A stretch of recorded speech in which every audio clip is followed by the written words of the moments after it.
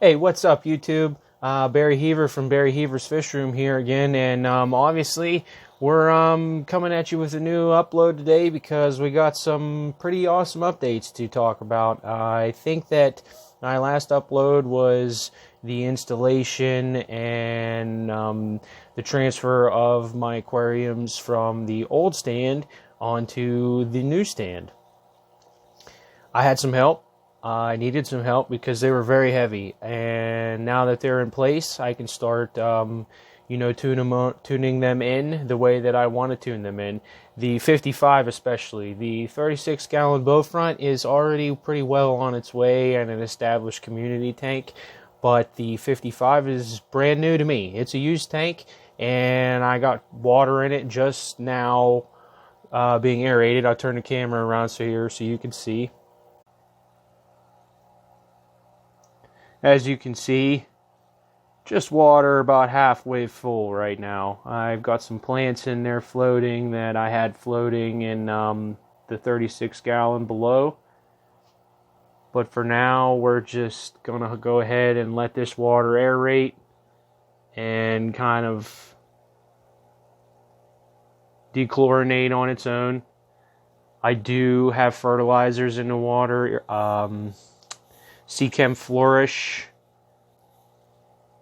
is in there right now. Also, that is a very seasoned sponge filter. Well, I don't know about very seasoned, but it is a seasoned sponge filter. So that's going to help us out with getting this tank, at least a water column right now, getting it somewhat on its way to being cycled.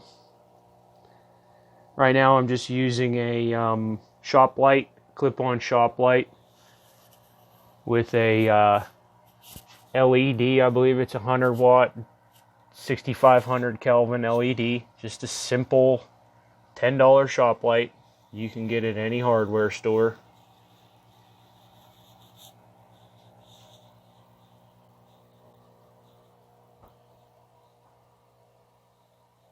It's looking pretty good, I have to say so myself.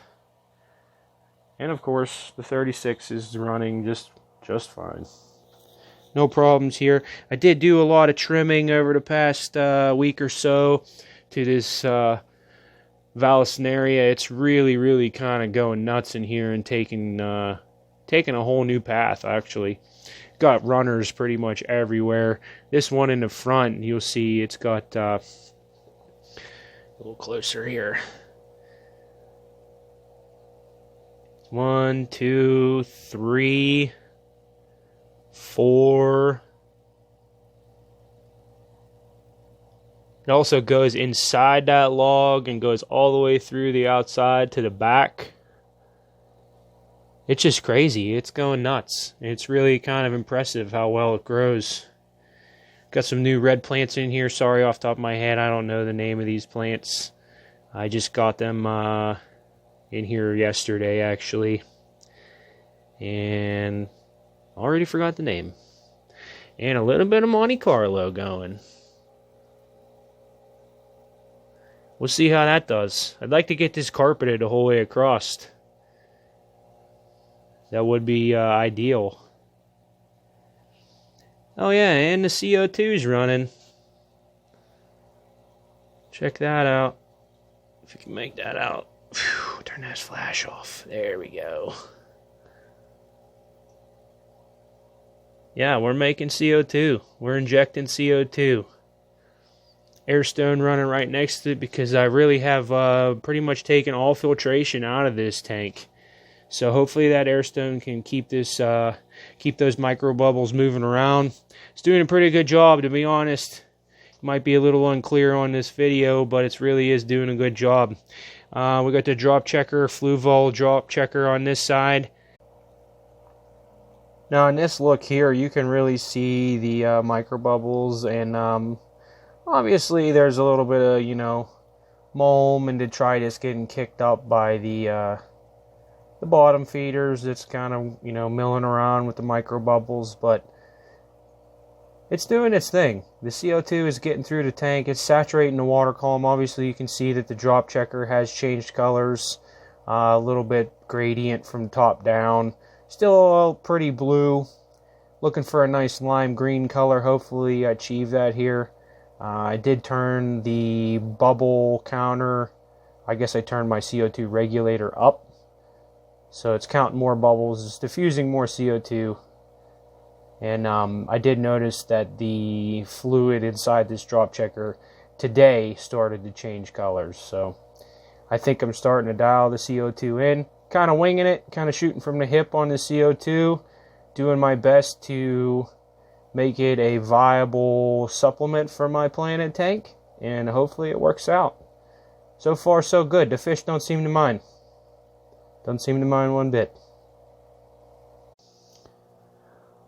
Also, as you can see, I got my light, my Fluval Aquasky 2.0. I got this elevated a little bit, and it was right on top of the tank, which I was not super pumped about, and I didn't want it sitting that close to the water. As you can see, there's some splashing going on from the top of the water when the bubbles from the aerator burst. And that's kind of splashing on the lens of the light, and I don't want that. But, you know, if it was closer laying right on top of the tank, then it would be even worse than it is now. So I basically just took old school baseball card protectors for a single card. Now, it's got Scotch tape on it at the moment, which I will be super gluing the edge of this right now. It's just taped. This is a work in progress. But basically that's all I did was take the single baseball clear protectors, hard plastic protectors, and taped the edge inside it out and taped a small piece across the bottom so it wouldn't fan out all the way, and propped my light up. And it's working right now. I've had it there for about a week and I've only knocked it in the tank once. Learning curve. Alright, YouTube. Well, I want to thank everybody for watching this episode of Barry Heaver's Fish Room. Pretty pumped about what's going on down here. This 55 was a used tank that I got for free from a friend of mine through a friend of his.